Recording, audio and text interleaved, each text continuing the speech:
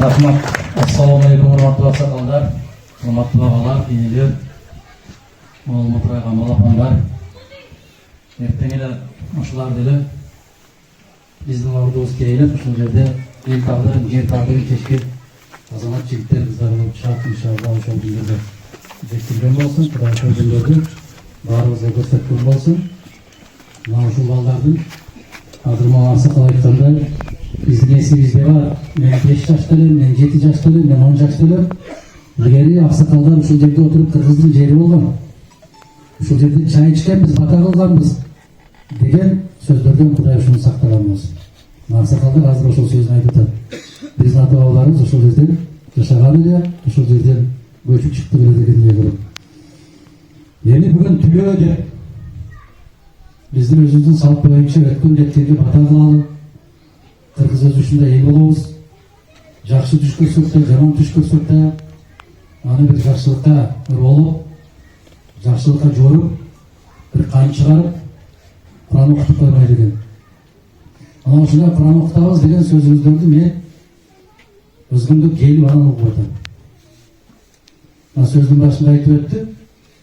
4 депутатка жолдомо жиберди эле, бир киши келиптир деп. Мен Элназар Акеевич менен дагы, Улук Зулпукарович менен дагы, Берки Данияр көп балаңыздарды менен дагы бүгүн жолуктум, бирок эч кимибиз кагаз алган жокпуз дейм. Мен деле кагаз алган жокмун. Азыр мода кылып алыпсыңар. Телефондон туруп сүйлөп коет экенсиңер. Ким уюштуруп атат, кандай уюштуруп атат, кантип уюштуруп атат, чатагы жок. Террорист сыяктуу болбогула, эгер келбесең мындай кылып беребиз.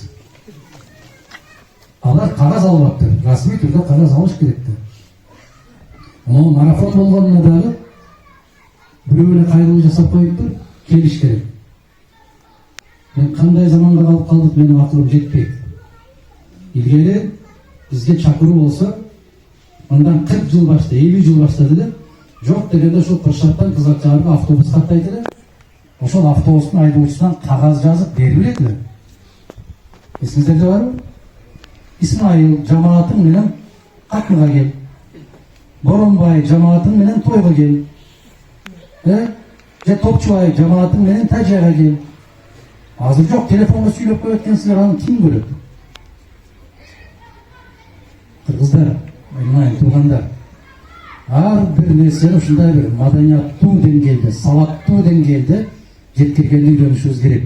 Анан ал депутаттар келбей койду деп капа болгонго биздин укугубуз жок. Анан мен бүгүн көрдүм, айтышты, бизге кайрылуу көргөн жокпуз. Азыр анын кайрылуусун президент кайрылса эч ким көрбөй атпайбы. Анан ушу Кызылчаардан тура калып кайрылып койсоң, Байденге чейин көрүшөбү бар. Мен ушундай бир кызык жагдайга калып калдым. Анан бул жерге келгенден кийин кече Абдулла мырза менен Жумалы мырза барыптыр. Сиз келдиңизби? Сен кайдан уктуң мен келгенди? Интернетте жазып атат. Мен кээде көчөгө чыгып сурайын дедим го, мен кандай уктадым бүгүн, эмне түш көрдүм? Ушунчалык бир кандай десем, бир бейтартип өлкө болуп калдык да, кандай дейсиң? Анан бүгүн ушундай болуп, түлөө өткөрөлү, кан чыгаралы, ата бабадан калган салт боюнча Куран окутуп жакшылыкка, жаратканга жалбаралы деген биринчи кезекте батаңыздар кабыл болсун. Дуаңыздар кабыл болсун.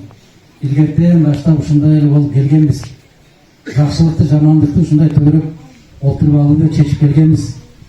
Могу жерде ошондой максатта жасалган. Бул жерде көптөгөн ушундай бир жакшылык иштер өткөн. Анан муфтияттан Алаудинди кыйнап атыптыр. Мен айттым, неге коркосуң анчалык, не тизейсиң? Ким айтты бул жерге ажыраап чыгат деп? Муфтият, мен кайрылып коеюн, саясатка аралашпагыла. Саясатка өзүңөр аралашасыңар. Ошондуктан көрүнгөндү кыса бербестен, мен ушу бир киши жигиттер келген экен, мен айттым, мындан 2 жыл башта Садырды сыдырга аяктап качып жүргөндөрдүн баары азыр Садырдын аркасынан чуркап жүрөсүңөр. Сокей үчүн жан берем дегендердин баары качып бүгүн башкача болуп жүрөт. Бул заман өтөт. Жер биздики, эл биздики. Эч ким душман болбойт. Ар бир нерседен жамандык издебегиле. Жакшылык менен жорулгула. Жакшылык жакка кеткиле. Мына айыл өкмөтүбүздүн башчылыгы келгенден кийин, марафонго келгенден кийин мен сиздердин алдыңыздарга келип, болгондо дагы өткөндө 1000ге жакын киши кол коюп, мага кайрылган экенсиздер. Бул аманат. Бул аманатка мен жоопту беришим керек. Кандай дейсиз? Ошол 900дөн ашык киши кайдыгер болбой, ошол жерге эринбей кол коюп бергениңиз үчүн рахмат айтам силерге. Кантип зерикпей кол койдуңар ошол? Кайдыгер болбостон ошо кантип кол койдуңар дейм да. Кээ бир кишилерден угуп атабыз биз, аттуу баштуу кишилерден. Малыңар сугара берет экенсиңер, балыгыңарды кармай берет экенсиңер. Ассалому алейкум айнамай. Аман бол. Өзүбүздүн сууну, өзүбүздүн малга сугарган үчүн биз бирөөлөргө чөгөлөп рахмат айтышыбыз керек экен. Өзүбүздүн суудагы балыкты өзүбүз кармаган үчүн бирөөлөргө рахмат айтышыбыз керек экен. Шеги бар, туугандар. Ар бир нерсенин шеги. Мына ушул Бишкектен мен Зайыр деген жигитке рахмат ыраазычылык айткым келет. Билесиздер, Дөлөт экенин баласы. Бишкекте жашап, Бишкекте иштейт. Ошо сиздердин төлөө өткөрүп атканыңыздарды угуп, кече келатсам, аманат катарында айтып барыңыз деди. Бишкектеги мыкты каарылар бир отту башынан баштап аягына чейин катмын Кур'ан оодарып, ушул Тогуз булактын, Кемпир абадтын тегерегинде жашап аткан биздин сиздер менен бүтүндөй туугандарыбыздын тилектери кабыл болсун деп катмын Кур'ан түшүрүптүр. Ошол жигиттерге да ыраазычылык билдирип коюшубуз керек. Бар болушсун азамат. Бишкекте жатып ошондой атайын катмын Кур'ан окутуп аткан азаматтар бар экен, бирок ушул жерде жашап, ушул жерге басып келбеген кайдыгер баары бир өзүнүн кара курсагынан башканы ойлобогон азаматтарыбыз дагы бар. Аларга да Кудай инсап берсин. Эми туугандар, кандай болуп атат сөз, кандай чечилип атат? Ошол жерде алардын берген маалыматы боюнча жана айтып атат 900 горизонтко түшүрөбүз деп. 900 горизонтко түшкөн болсо, баланча гектар жер пайда болот десе, отуруп кымыйып айтып атасыңар ичиңерден. Таңдыр ошол жерден бир чек алып калсам. Ошол жерден үлүш алып калсам. Азыркы бийлик билет. Биздин кызыл кекиртектен бийла жерге секирте турган. 5-6 аксакалды токтой коет. Отуруп аксакал мына жерден ушунча үлүш пайда болот экен десек, жет атасы жаткан жерге дагы бата берүү керек. Аны да билебиз биз. Жаштардан да Кудай сактасын.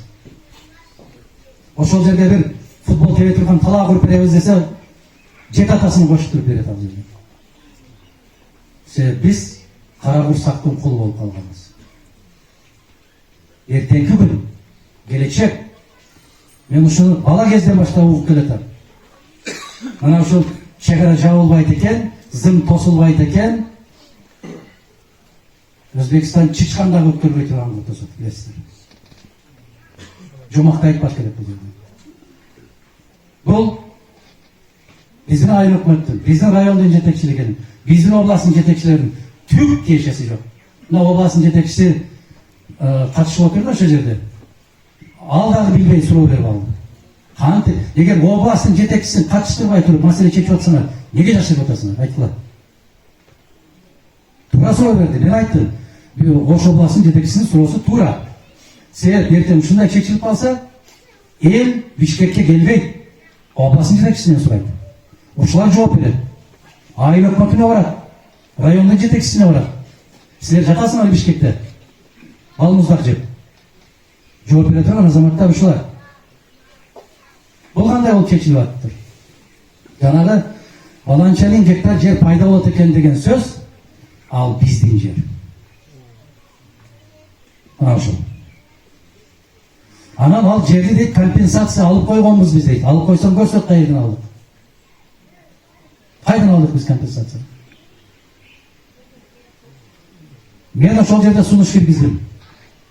Кыргызстан урупту, демеле баягы Хабиб келгендегидей болуп тагдамдашат, сүйүнүп. Кыргызстан уруткан болсо эмне жашырып жатасыңар? Çavarman atçanlardı jibirбейсиңер, сүйүнчү Кыргызстанга утту деп. Чындык да. Бүткөн ишиңерге сүйүнчүлөйсүңөр, а бүткөн ишиңерге эмне сүйүнчүлүп катып жатасыңар? Мен сунуш киргиздим. Бул 4 айыл өкмөтүнө таандык маселе. Ошол жер боюнча. А тагдыр бүтүндөй Кыргызстанга таандык маселе. Бул Кызылчабыр айыл өкмөтү, Кароол айыл өкмөтү, Баштыбай айыл өкмөтү, анан 4 күн. Эгерде ушунчалык биз утуп аткан болсок, мен сунуш киргизем.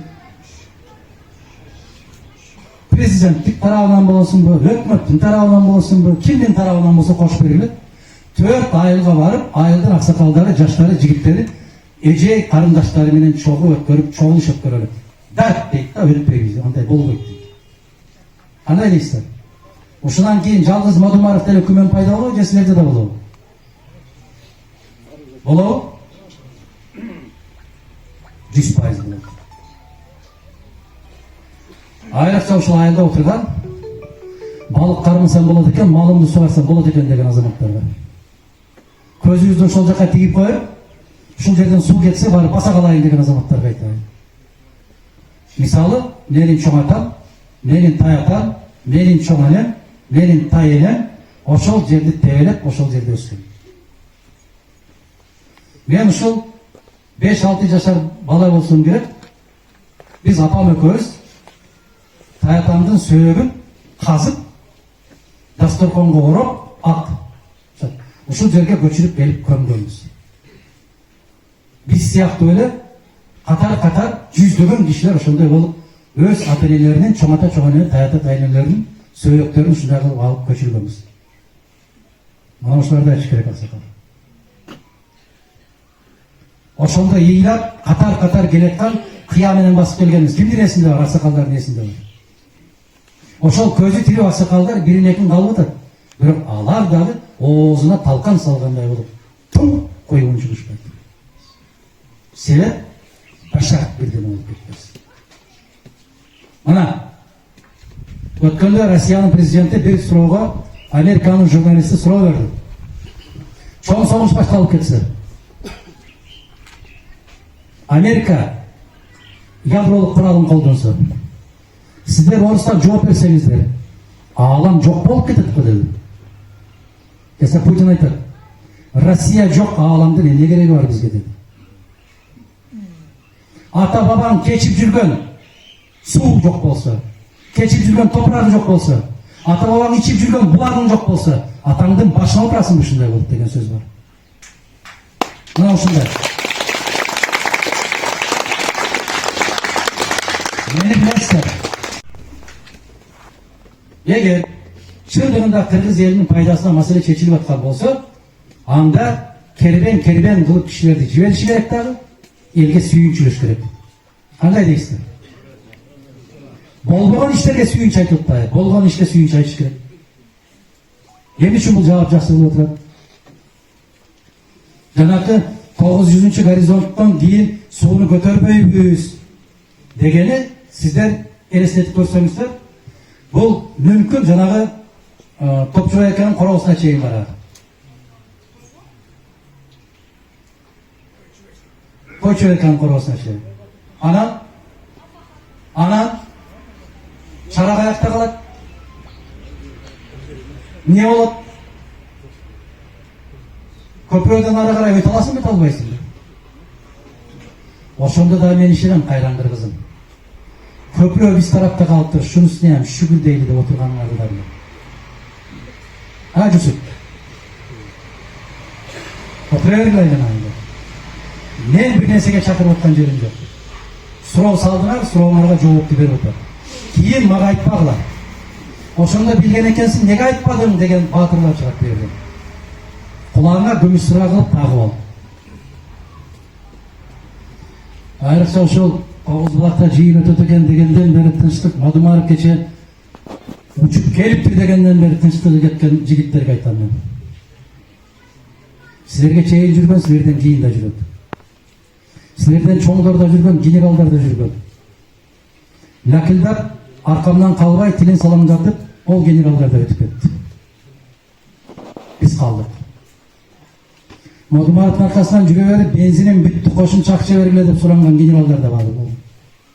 Азыр да бар ондай генералдар. Бірақ жер. Мен дайым тыныштыққа шақырам. Мен дайым қиысшылайсыз мыйзамдылыққа шақырам.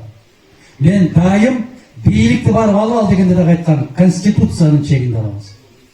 Ешік тұрса тешіктен кирип түшпөйбүз. Біз бейбаш емеспиз. Біз маданияттуубуз. Біз сабаттуубуз деп айтып келем. Бирок маселе жерге калганда бул менин маселем эмес. Бул улуттун маселеси. Бул элдин маселеси. Ошондуктан биз 920 дедиңер, 924 дедиңер киши кол коюп кайрылыпсыздар, мен сиздерге жообун берип атам. Биздин азыркы маалымат ушундай. Ушул чечимге эгер сиздер сурасаңыздар, ушул чечимге сиз макулсузбу деп сурасаңыздар, мындай чечимге мен караманча каршымын. 90 депутаттын арасынан жападан жалгыз калсам да тикеден тике каршымын. Менин позициям ушундай. Ана айтат, бул сууга дейт компенсация алып койгонсуңар, кайдан алдык көрсөтүп берсин. Мен билем. Токтогул суу сактагычы курулганда, Токтогул суу сактагычында ошол жерден көчкөн элге бүгүнкү күнгө чейин компенсация бар. Себеп электр энергиясына алар Кыргызстандан башка тарифте төлөшөт. Кумтөрдө жашап аткандар, Ысык көлдө кумтөргө зыян келтиргендиги үчүн алар өзүнчө башка фонд ачылган, алардан пайда көрүшөт. Башка жерде көрүнгөн башка жерден. Биз Кемпирабадтан эмне пайда көрдүк зыяндан башка?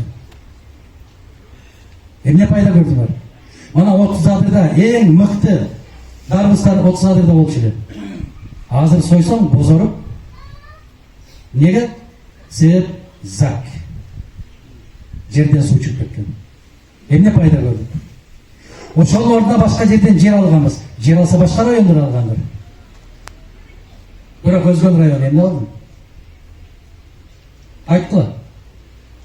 500 гектар жер пайда болот экен дейт өзгөн районуна, ошол 4 айлык өкмөткө бөлүп беребиз дейт. Ал 500 гектар эмес, 5000 гектардан ашык жер биздин бабалардын басып жүргөн жери. Чоң аталарыңдын жерини неберелериңе белек кылып кайтарасың кайда? Анда дагы туугандар, бириңердин артыңардан бириңер турган болосуңар. Эй, шуну чептирип туруп мен ала калайын деп. Жусуп турабы? Мына ушунан Кудай сактасын. Себеп кызарган бир нерсени көрсөтүп койсо, чалкабыздан кеткен. Мен көрүп турам да, билип турам, сезип турам. Мен элимди аябай жакшы көрөм. Ошон үчүн биз бир түйүлгөн муштундай болушубуз керек. Жамандыкты эч ким каалабайт. Бул маселени эч ким көтөргөн эмес, көтөрүшү мүмкүн да эмес экен праваттын маселеси. Эмне өз башыбызга өзүбүз мушкул атабыз. Эгерде эртең сессия башталып калса, ушул маселе кире турган болсо, мен дагы бир жолу айтам. Ошол жерде Садыр Жапаров да отурду, Ташиев да отурду, Эрки Жапаров да отурду, бар отурду. Мен сунуш киргиздим мен. Элге барабыз, чогулушуп турабыз. Эл колдо десе, мен келип эки колумду көтөрүп колдоп берем. Эгер эл макул эмес боло турган болсо, бизди эл өкүлү деп коет. Эл эмне десе биз ошону жасашыбыз керек. Эгер биз ошондой комиссия түзүп келип, эртең чогулуш өткөрүп, аны курчатта чоң жыйын өткөрүп, силер колдо деп айтсаңар, мен барып колдобой койсом, анда мен иши болбой калат. Кандай дейсиздер? Мына адилеттүү маселе. Эгер элдин пайдасы үчүн чечилип аткан болсо, эмне үчүн колдобошун керек? Силер ак караны, пайда залалды түшүнүп калган элебиз го, кандай дейсиздер? Şu шайлаганда ушу 80% колдоп берди деп кыйкырат, 80% акылдуу эл болот дагынан ушу жер маселесине келгенде эле элдин акылы жетпей калат. Не дейсиңер? Депутат тандаганда акылыңар жетип атат, кимди тандайсыздар? Партия тандаганда акылыңар жетип атат, кимди тандайсыздар? Анан ушу жер маселесине келгенде акылыңар жетпей калат. Ошондуктан урматтуу туугандар, дагы бир жолу айтам, биздин айылдын, райондун, областтын жетекчилерине доoma тартпагыла. Булардан бул маселе көз карандысыз. Булар үчүн дагы бүдөмүк. Булар дагы ушул жерден топурагын кечип жүрүп, ушул жерден суусун ичип чоңойгон жигиттер, балдар, кыздар. Булардын дагы чоң аталары, чоң энелери, таяталары ошол айылдарга катташып, кудалашып жүргөн азаматтар. Булар дагы ушул жер үчүн, эл үчүн күйөт. Ошондуктан маселени чече турган бир жерлерге талапты койгонду үйрөнүшүбүз керек. Бөөдө бирөөлөрдү жаман көрсөтпөгүлө, бирөөлөрдү жаман атты кылбагыла. Маселе башка жакта чечилип атат.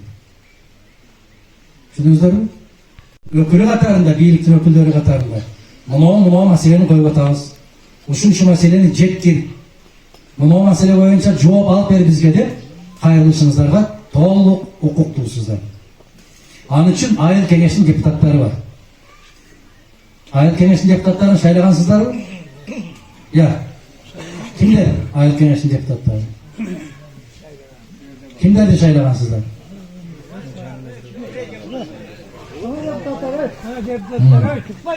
Канча депутат шайлагансыздар? 4пү? 5-өө? Ha, 5-өө. Ошол кишилер айылдык кеңештин депутаттары биринчилерден болуп туруш керек ушул жерде. Ошон үчүн мен айтам, депутат шайлап атканда ойлонуп шайлагыр, кызым. Шорпосун ичип алып шайлаганыңды токтот. Менин кайнымдын бөлөсү экен дегениңди токтот. Кат тааныган, сабаты жоюлган, бир жакка чыкса сүйлөй алган кишилерди карагыла. Тажрыйбалуу азамат инсандарды карагыла. Мынау Тогузбулак деген кичинекей айыл. Ушул айылдан арыраак чыккан бир куршапты көргөн эле болсо шайлай бербегиле. Ар жагы жок дегенде жалаап бар экенин билген киши керек бизге. Ар бириң өзүңдүн арыгыңан акула чыгарам дейсиңер. Чыкпайт. Айылдык кеңештин депутаттары жыйналуу керек. Маселени караш керек. Бул жердин ээси айылдык кеңештин депутаттары. Биздин айыл өкмөттүн жетекчиси дагы айылдык кеңештин чечими болбосо жерди жаары же бери кыла албайт. А биздин тапканыбыз эле өкмөт. Ким жаман? Айыл өкмөт жаман. Депутаттардан сураганды үйрөнгүлөр. Ошол сиздердин өкүлүңүздөр, ошол шайланган депутаттар. Кандай дейсиздер? Мен ар дайым келгенде ушинтип айтам. Бирок кийинки шайлоодо деле баягы бөлөмөр үчүн чуркай бересиңер, бөлөм үчүн өлөт. Аны да билем. Бөлөм эмне кылып берет? Менин малымды багып атат. Ушинтип шайладыңар. Кезүү кайтарып берет экен. Биздин койду 50 сомдон арзан багып берет экен. Ал депутаттын ишине коюм белаңыз. Ушундай кылалы туугандар. Анан мен сиздерге тагыраак маалымат айтсам, ушул соңку сүйлөшүүлөрдүн жыйынтыгы боюнча мына ушундай позиция болуп атыптыр. Кээ бир азаматтар айтып атат, Кыргызстанга кошумча 16.000 гектар жер пайда болуп атат деп. Каяктан пайда болуп атат? Мына туура айтасыз. Мына илгери бул аксакал эмес. Биз кичинекей бала кездигибизде эле мына Тополино деп коет элек, туурабы?